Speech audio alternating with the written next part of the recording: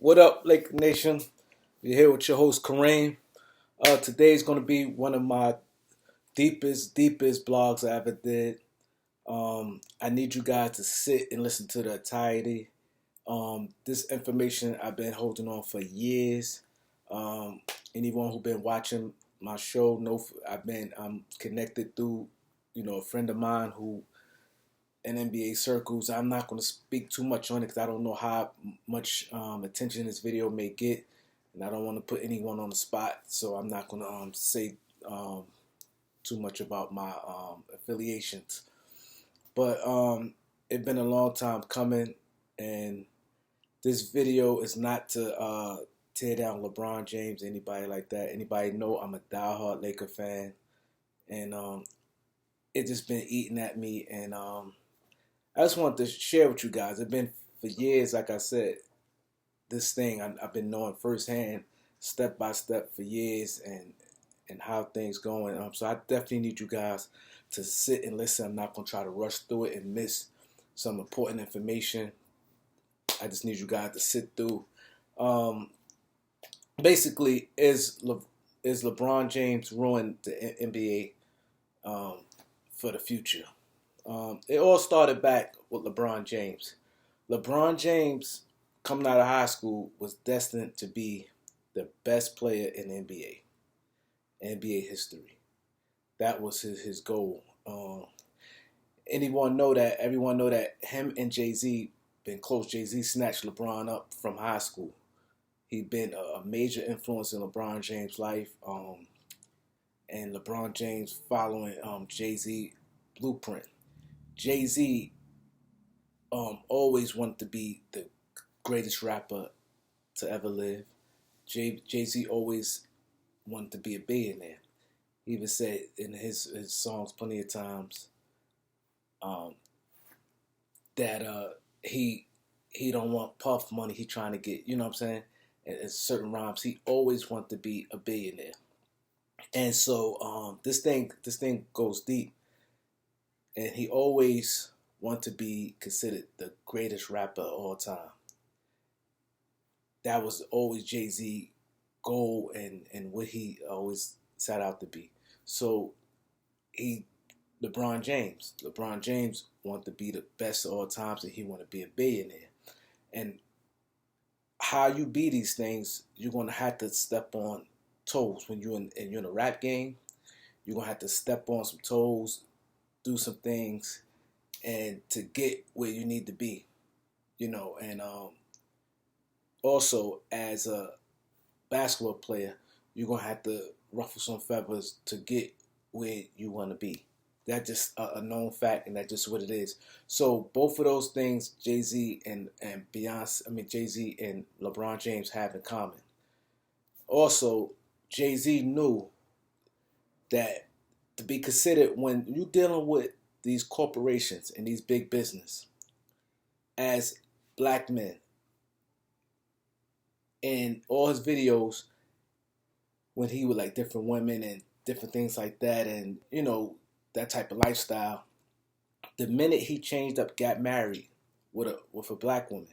See, people don't know, and this is the truth, and some people might know. When a black man is with a black woman, the white America, they respect that and look at that more than if you see a black man with a Latino woman or a black man with a white woman.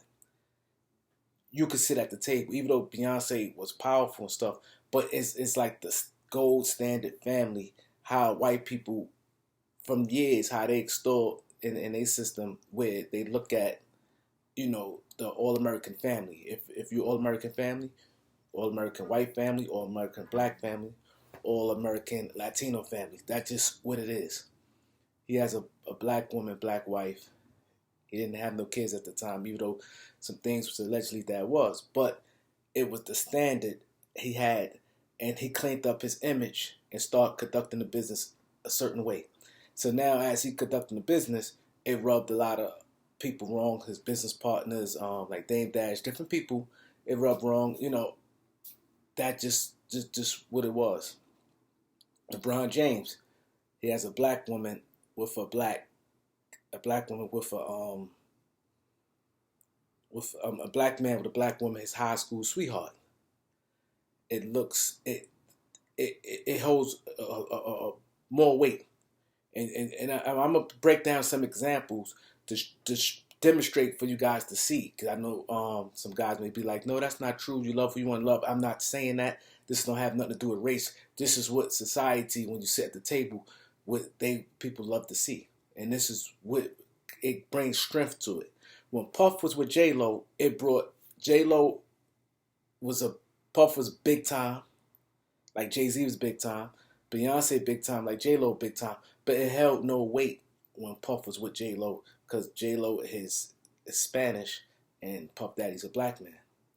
Same thing with Kobe Bryant with Vanessa. She's a Spanish girl. He's a black man. Now, that's just what it is. I'm pretty sure I don't want to go deep into all this stuff here, because this is what this conversation is not about. But y'all can figure out and y'all can see when it's like that. Like Barack Obama, he wouldn't have been president if he had a Latino woman or a white woman. It just wouldn't happen. They accepted him because that's just what it is. When you get up into this type of rank, it get complicated.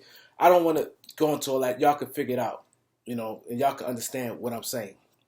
So, LeBron James had a lot of Jay-Z influenced LeBron James a lot.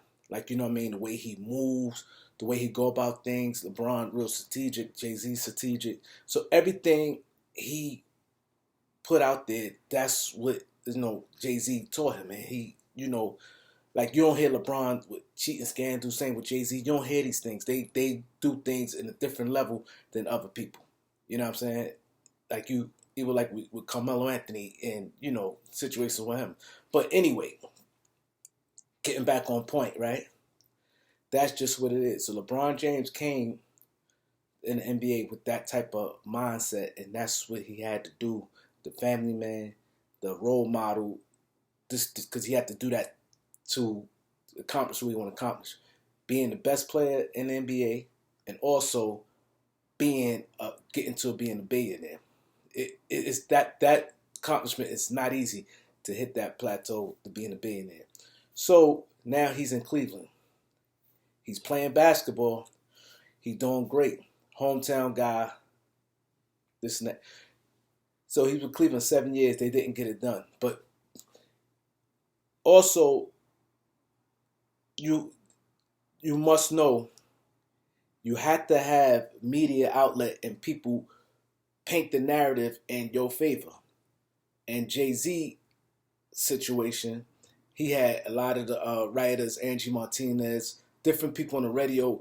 No matter what he did, who other rappers or different people he went against, they always sided with Jay-Z and always was like his voice piece. And Jay-Z, that Jay-Z never said nothing. He had a lot of media outlet speaking for him. And media, we all know, can paint the narrative to people and sway them whichever way they want to do. Same with LeBron. LeBron had a lot of media outlets to paint the narrative the way they wanted to. Brian Windhorst, Chris Broussard, a lot of people. I ain't going to keep going through all these names, but y'all get what I'm saying. He had a lot of people who paint the narrative the way they want to be. Now, Cleveland Cavaliers, when he left them, they was first place. That best record in the NBA, right? And they didn't get it done. He's 7 years in. So now he feel without a title, he can never catch Michael Jordan. His goal was like, he couldn't catch Michael Jordan already was 7 years in. So he got with Dwayne Wade and these guys trying to form a super team. But I'm going to give y'all something that y'all never heard before, and this is going to blow some people's mind. Pat Riley never wanted LeBron James. He never wanted LeBron James. When the time was coming to the free agency right before the bust, he cleared cap space. He wanted Amari Stoudemire and Joe Johnson to pair with Dwayne Wade. But he loved Dwayne Wade so much when he first met Dwayne Wade, and Dwayne Wade told him his story.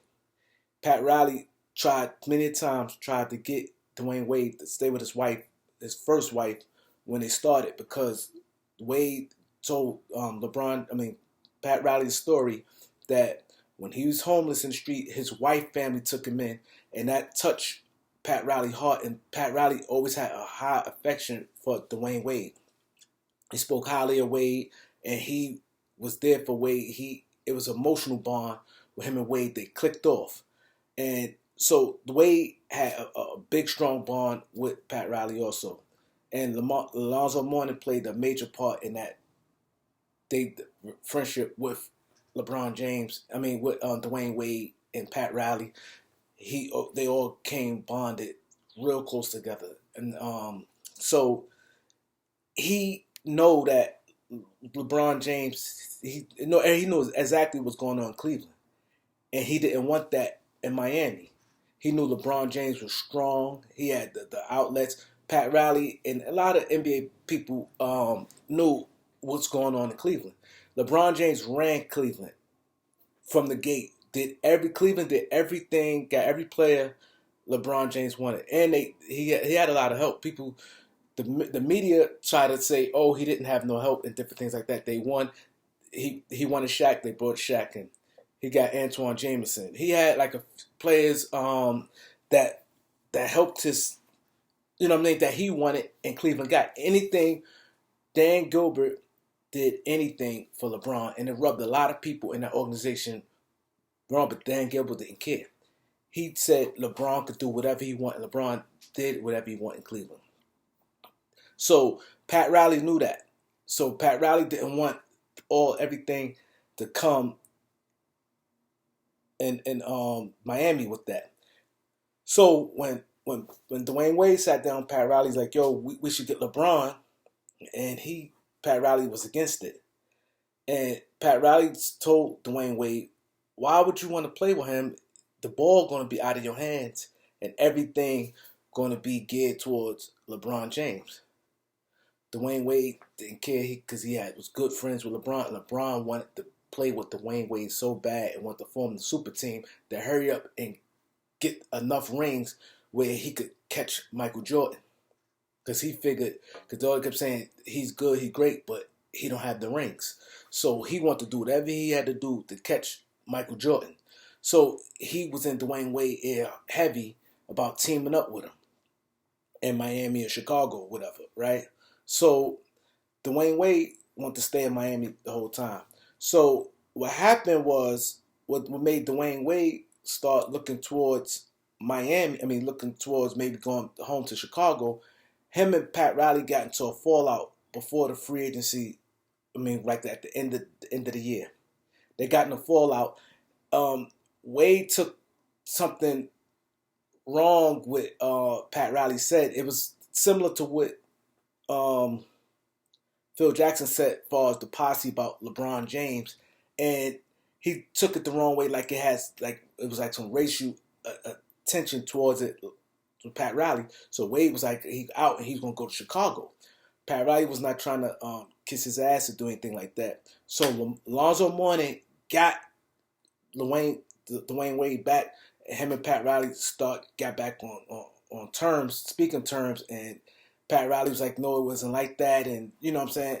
So, and also Dwayne Wade had strong love for Pat Riley, that was the one hiccup they had, and he was explaining to him a lot of things about LeBron James to Dwayne Wade. Dwayne Wade wasn't really trying to hear it, and then he said, well, you'll see for yourself, whatever the case may be.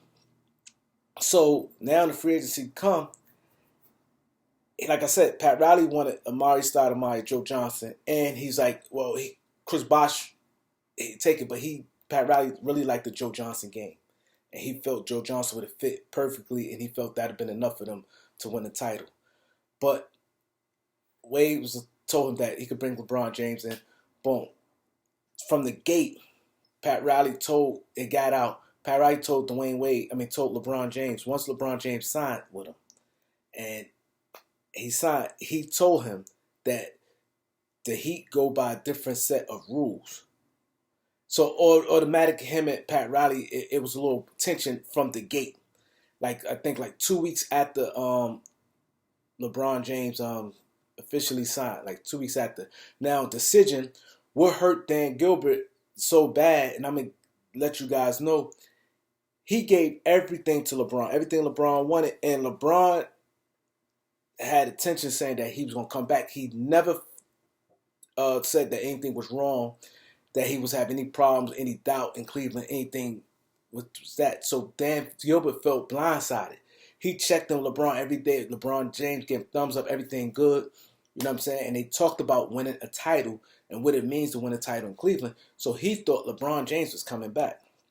So off of emotion, he lashed out like that, which any man would if you feel you're in concert and you just irritated a lot of people in your front office and you just strictly with this guy here and don't care what relationships you burnt with other people because you 100% locked in with this guy here. So now, boom. So now, like I said, the media. So now it's brewing. So now, like I said, that happens. Boom. He comes in with Miami and this and that. Pat Riley came with LeBron James. I don't know if you guys remember, right after he signed, he gave a lot of praise to Dwayne Wade.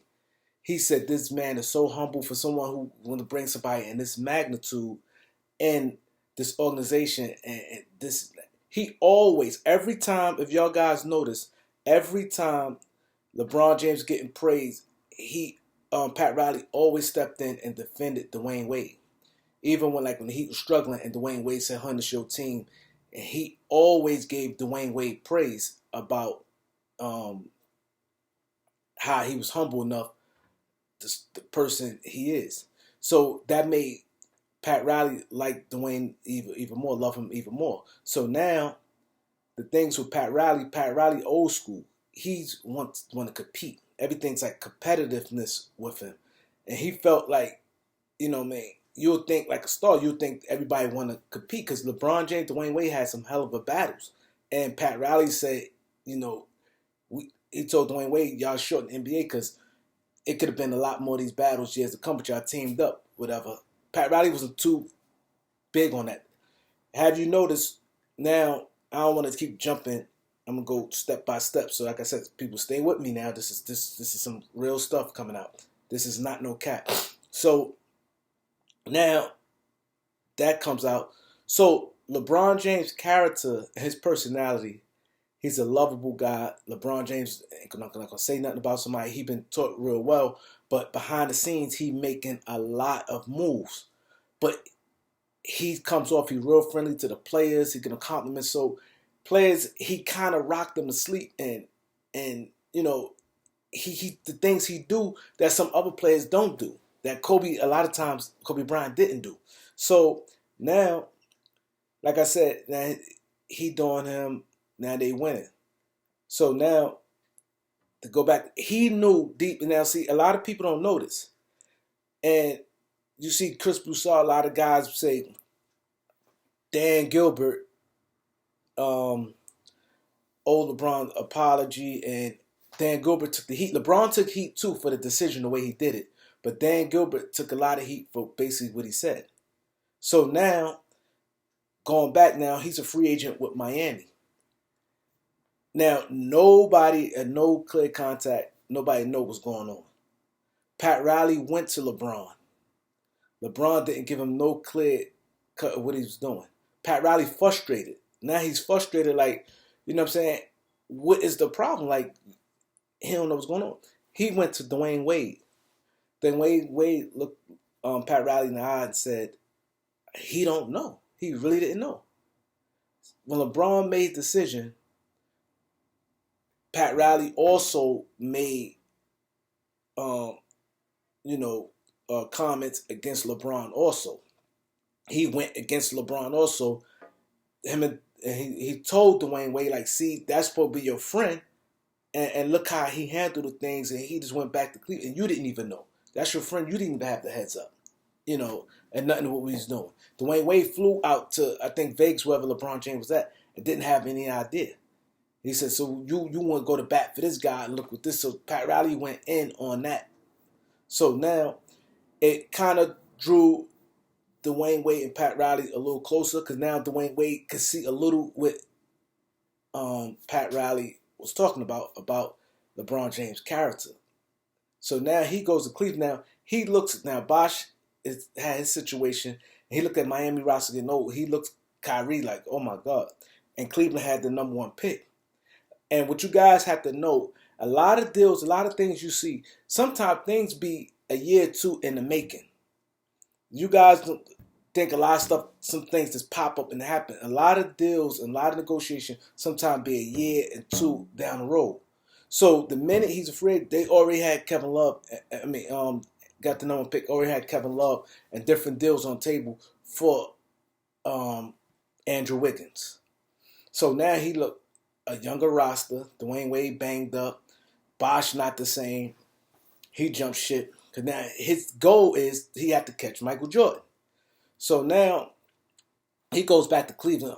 A big thing. So now the media, like, oh, he's a true man for him to forgive Dan Gilbert. Then Broussard and different people come out like, oh, he didn't forgive him. It's just more of a business relationship. He doing it for the city of Cleveland. Now he getting the fans and stuff back on.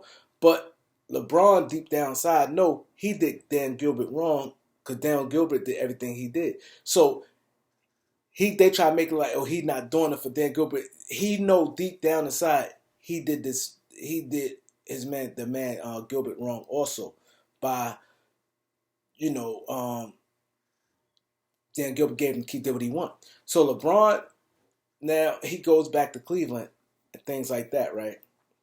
So he sit there. Now they playing this and that. So now they win a championship. He gets all the credit. Kyrie did. Now Kyrie and Kobe is tight. Now they cool.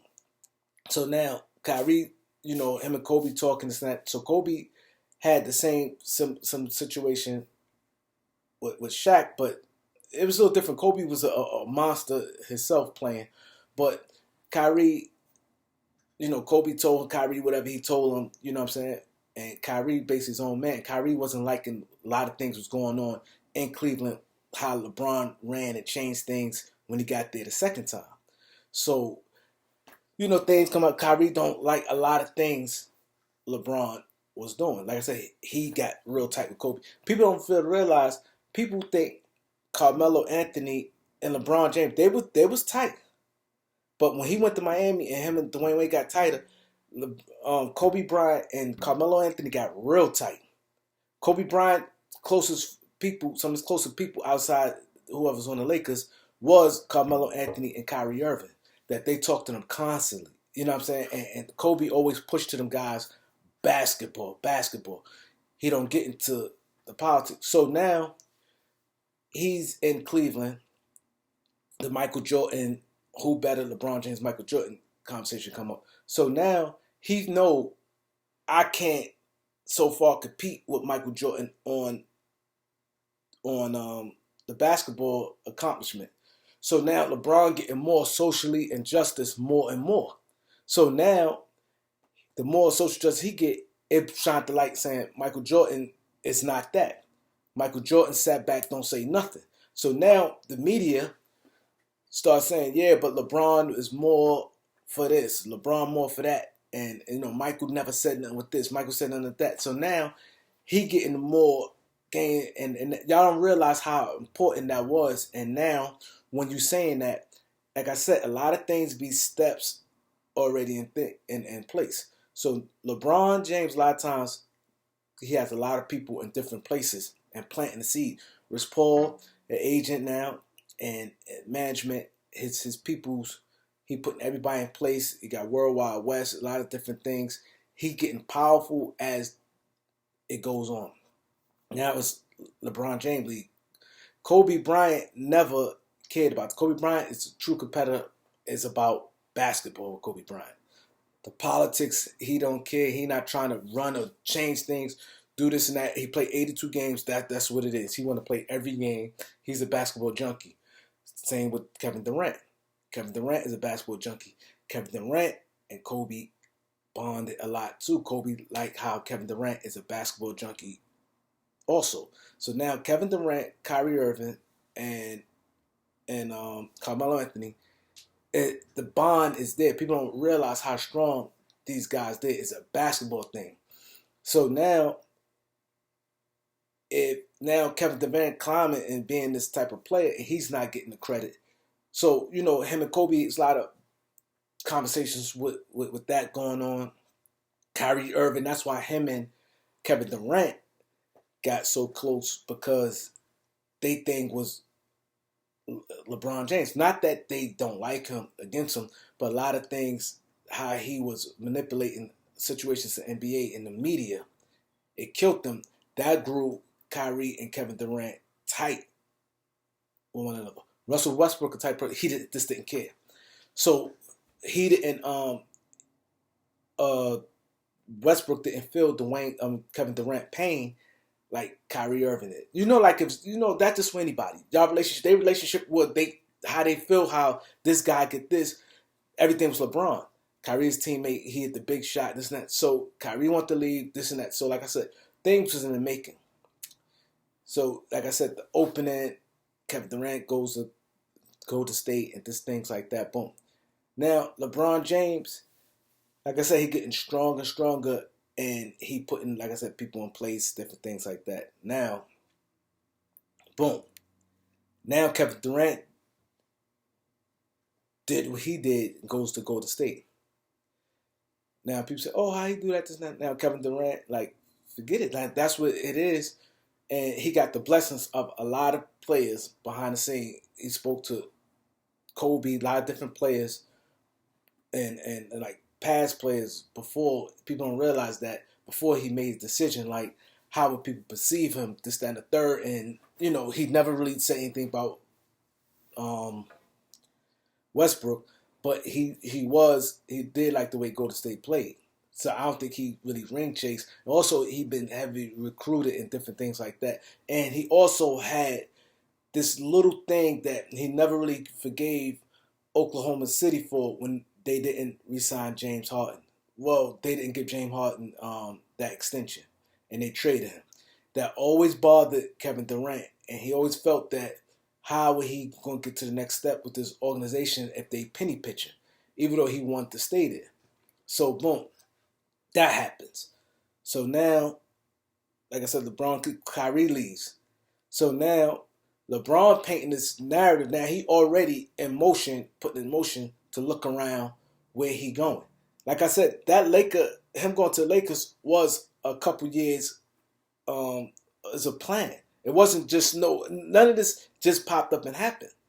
So now he put out the narrative that nobody wants to come to Cleveland, which he can't say that, because this is what I said. People, y'all had to think.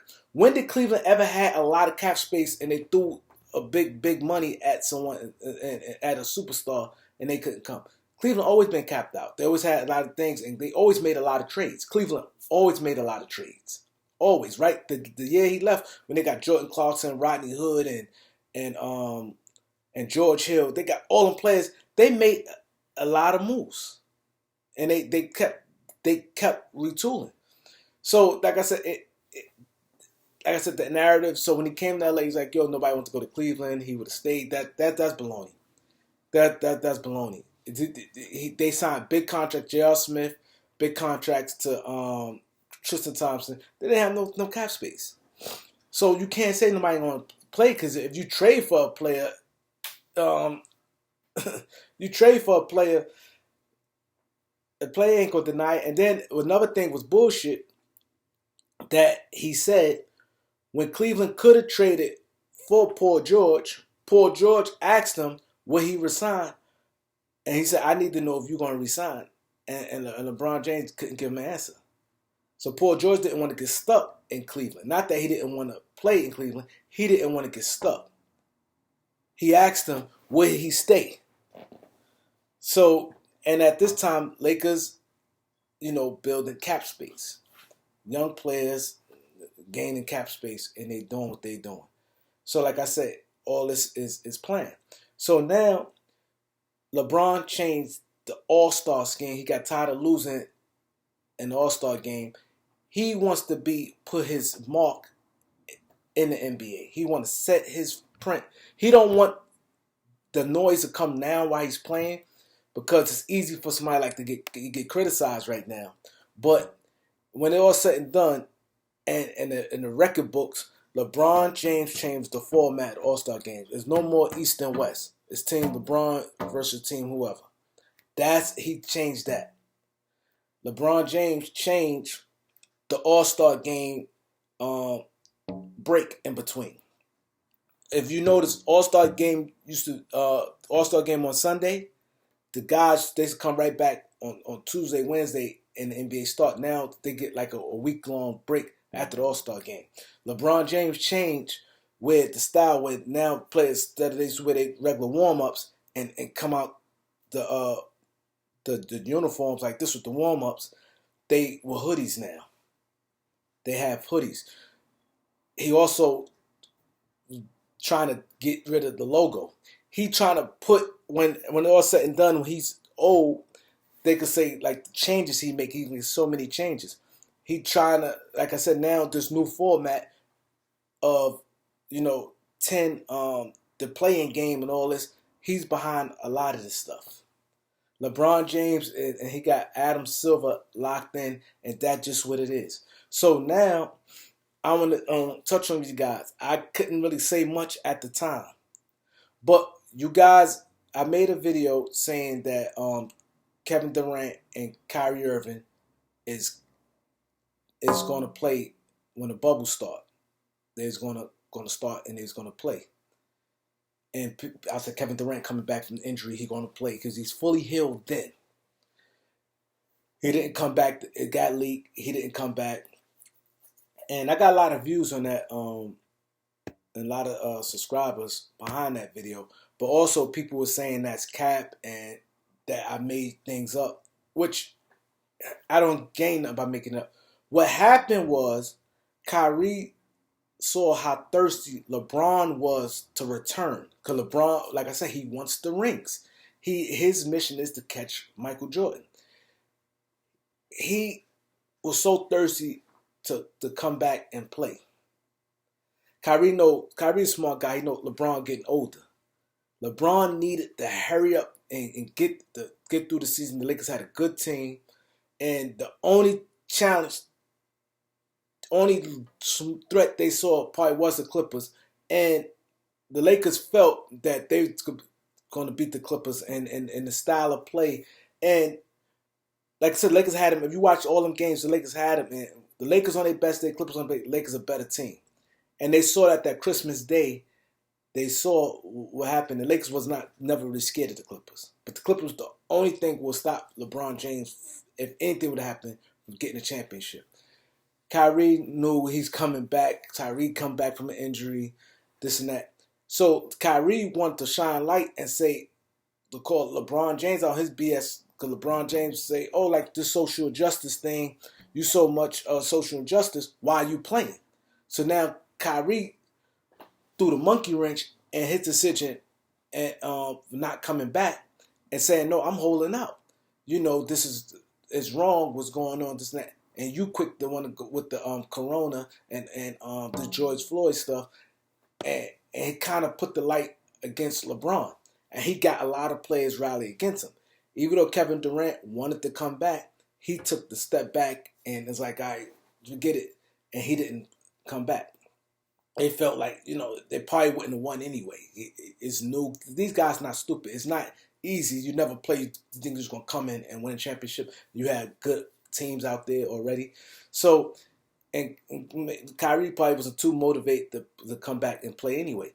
So he did that. A lot of players side of him. You got Dwight Howard, Avery Bradley, and a lot of other players that people don't know, Jaylen Brown. A lot of people didn't really want to come back. So what happened was, now it threw a little light and threw a little shade at LeBron. You know what I mean? That's why they didn't come back. Because he figured if he get enough people, mind you, y'all remember, if he would have got enough people to not go, it would have been no lead. So I couldn't last time I couldn't really speak on at the time. But that's what happened. He did that hoping he get, because I think if they would have had 100 people, if Kyrie had enough people who declined not to play, the league wouldn't have went on. So that's what he was trying to get. He was on Zoom calls with 30, 40, 50 people and getting these guys, and these guys on a lot of these guys on board with him. But like I said, LeBron James strong. LeBron James on his end, he started his own Zoom call, and he started getting people to play, also to come back and play. So the same thing, like people got in Kawhi Leonard, and see when Kawhi was trying to, when he's a free agent and going to the Lakers, people was getting the Kawhi air. It was like a lot of old school players that retired. Is like, yo, and even a lot of organizations didn't care if they didn't get Kawhi. They just didn't want him to go to the Lakers, saying we need to bring the N.B.A. back. We losing it. This guy's not trying to compete. He's not trying to compete. You, him, and AD is over for the next few years. We need to bring the NBA back. A lot of small market teams was backing him, Kawhi, with this. So they's pushing him not to go to the Lakers. And I know you guys know because people, they were speaking on it, and a lot of people was saying that, like, Mark Cuban, different guys there, they hating on the Lakers, and so. Like I said, this story is deep, and some stuff I just cannot say, but I'm gonna say much as I can say. So boom, this thing runs deep. So now that happens, Kawhi, he goes to the Clippers, whatever, and now the NBA gets back to two stars, whatever, things like that. So that's why Kyrie, every time he get a chance, he'd say, that's why he said clutch. He said Kevin Durant when he said about that. A lot of players don't approve a lot of things what's going on, and that's why they say that LeBron James, they just don't agree with him. But LeBron James smart. He shouts out when Dame Dollar shouts out all these players. Luka, he give them their props, and he real lovely to them. So they be like, damn, this guy's a nice guy, which he is. I'm not saying he's not a nice guy, but I'm just telling y'all what's going on. So now. Where I'm at now. Boom. Okay, they win a title. Okay, where I'm at. Ah, shit. Okay. Like I said, now they win a title. Different players, different things. Brooklyn and stuff. They come, they doing what they doing. So now, LeBron. Now Carmelo Anthony, like I said, now it goes back. Now I was telling you, let me go back to where I said him and LeBron ain't as tight as people made it out to be. So now, what they say, the banana boat crew, right? Now how it is, the politics in that was, now LeBron James and Chris Paul is the politicians. Dwayne Wade is with Pat Riley. He locked in Pat Riley. He got love for Bron and but he's with Pat Riley 100%. And Melo is more as a guy who just not. If you notice, when everybody's saying why LeBron, when Melo couldn't get on the team, LeBron never co-signed for Melo because Melo could have been on the Lakers like this. He never co-signed him. And Melo's like, yo, I'm not with the politics. I just want to play. All I want to do is get another shot and play. Melo felt a little way behind that. And like I said, there's a little tension there because like it was a lot of behind the back talk. I don't want to say too much because now I got to say allegedly now because I don't know how far this and if this blog may end up going, how big this thing may go. But like I said, you had the click of Kobe, Melo, and them. So there's a lot of things been said and things, get back to LeBron. You know how stuff be. People get back. So Bron was not trying to play with Carmelo. He was not. He left him. They on speaker terms as men, like, you know what I'm saying? It is what it is. But he never tried to. It was a lot of behind the scenes talk. Like I said, people think that they more closer than what they think. Him and Chris Paul locked in. They more like politicians trying to, establish certain things in certain ways. So now, another move, like I said, Bron is strong. Like I said, things be steps advanced. So now, this where Going to D'Lo goes to Minnesota. Him, Karl Anthony Towns. Boom. He goes there. Luckily, they get luckily for two things happen in Phoenix favor. One, well, three things. First, okay, I'm skipping. I'm gonna go. They get LeBron gets James Jones that job. Let's not get it twisted. He get James Jones that job. That's why people say conspiracy when he cut Tyson Chandler. He got James Jones that job when he was assistant, and they knew. And what was the deal was he became the GM like this. So now that happens. They they has Monty Williams. Now you got Black. Now mind you, LeBron's pushing and now with the world and everything going on, there's black on black power, narrative and things like that. But everything got to coincide with LeBron winning these titles. Now he got to catch Michael Jordan. He has to catch him. So now this in play now in Phoenix, he got his man lined up here in Phoenix. Now the way you get strength, you got to get it. You have to spread it out. Now he strong a lot of different organizations. People don't realize that he got a lot of guys in place on different things. So now, luckily, Devin Booker was done. When the bubble started, he was done. He wasn't crazy about playing in the bubble, but he started to play ball. Had Phoenix not played as good as they played, Devin Booker would have been gone. He didn't want to beat it. So now, like I said, now Minnesota has Karl Towns and D'Angelo Russell now. Off season come. They get the number one pick.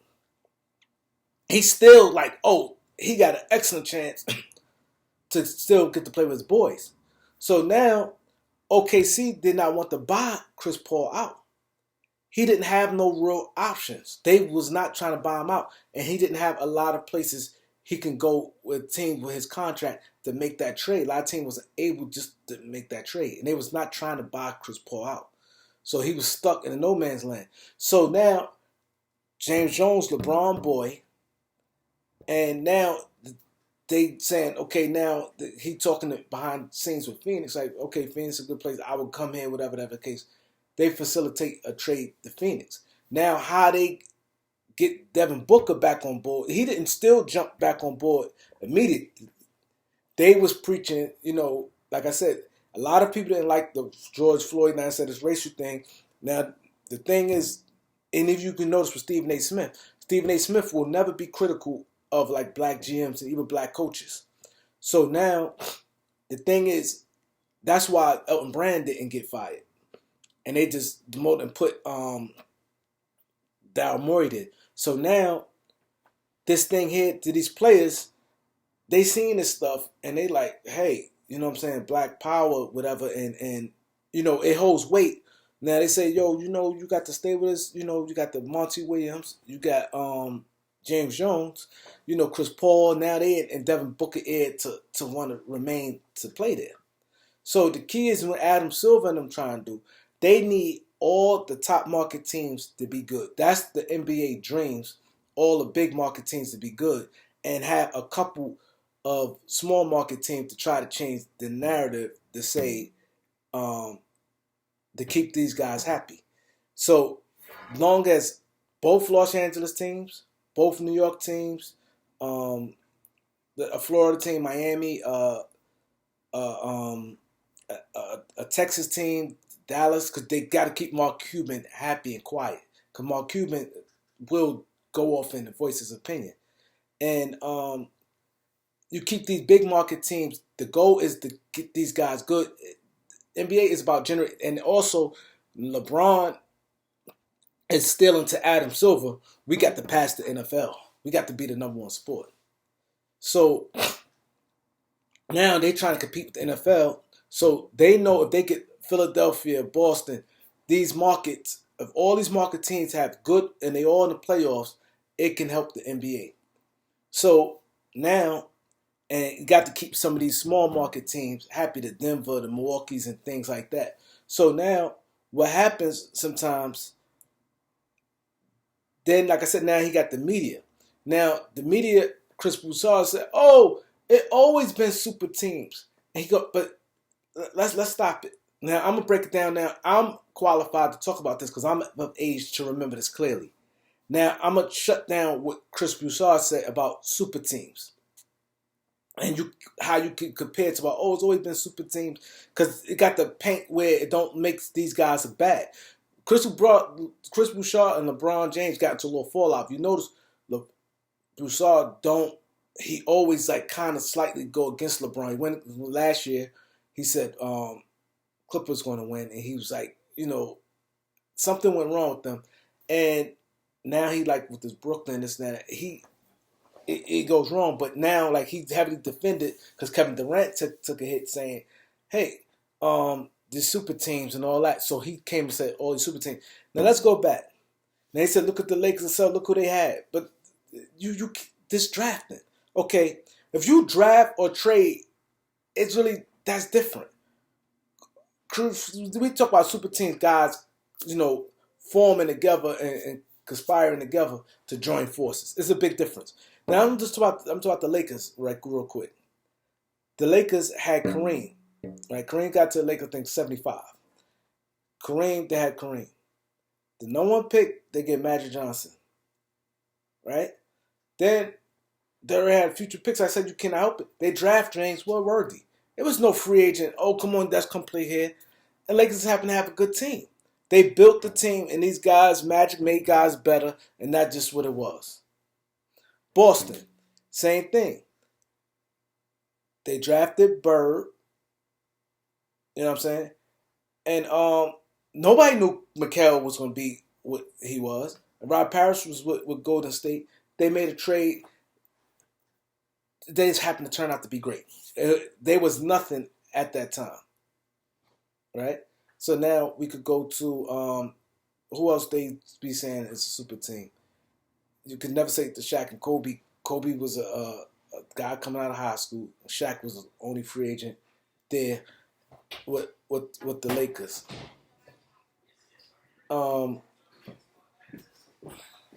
So you cannot say anything there. So, oh man, damn,